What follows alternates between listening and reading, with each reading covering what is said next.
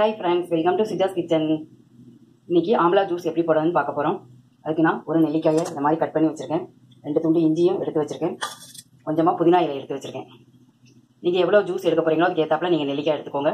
நான் இன்றைக்கி ஒரே ஒரு நெல்லிக்காய் தான் கட் பண்ணி ஜூஸ் போட போகிறேன். புதினாயை நல்லா அரைச்சி எடுத்து வந்தாச்சு. இந்த மாதிரி ஃபில்டரில் வச்சு ஃபில்டர் பண்ணி எடுத்துக்கோங்க. ஆம்லா ஜூஸை வடிகட்டி எடுத்தாச்சு. இதுக்கு தேவையான உப்பு இதில் சேர்த்துக்கலாம்.